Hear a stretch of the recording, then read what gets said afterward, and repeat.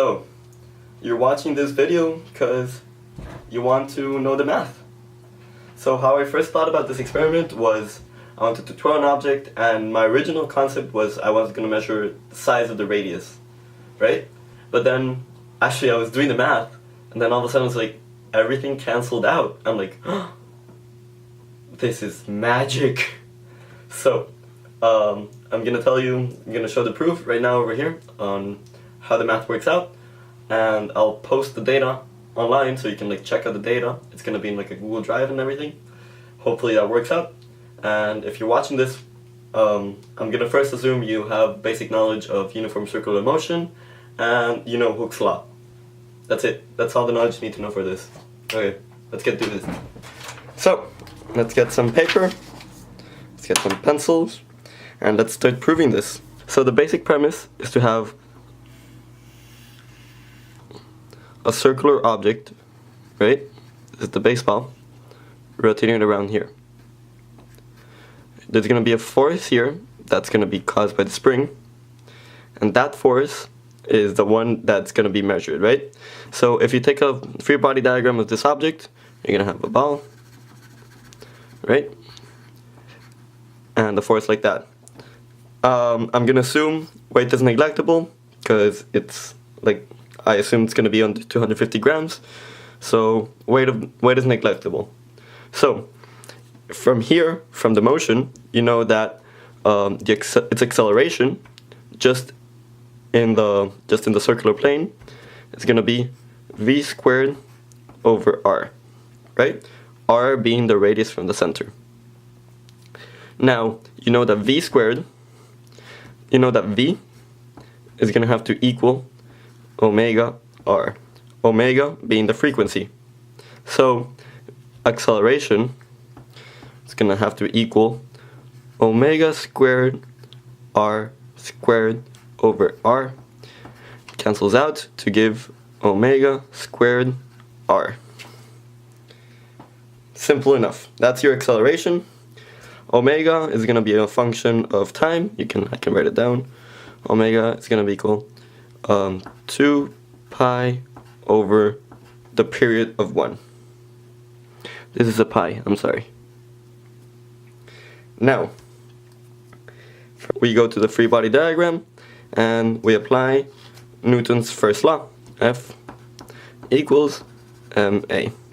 We know from Hooke's law that if there's a spring here, right, the spring is going to have a force of K times X. That's Hooke's law. In this case, X is going to be R, so you're going to have KR. Hopefully you can see where this is going if you plug it in.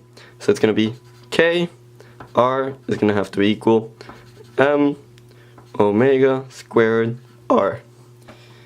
And this is where my experiment was going. And when we initially started filming, we used this equation. As soon as we plugged in the numbers, and first I'm going to solve for m. Well, I'm going to explain first. As soon as we started plugging in the numbers, we realized that we got a mass that was about 3 times higher than we were expecting. So one of our assumptions was wrong, and it's here in Hooke's law. Hooke's law is actually force is going to have to equal K times R minus R0, where R0 is the unstretched length of the spring. So unfortunately we had to deal around with the numbers, and at the end you get that M is going to have to equal K over omega squared times 1 minus R0 over R. And this is the final equation we used. How we measured this term of R0 over R, we know that R0 was 8. That was from before in the calibration. And then the R term, the R0 over R term, we legit just turned it around and estimated how much it deflected on average. And we got a range of around 11 to 12 centimeters.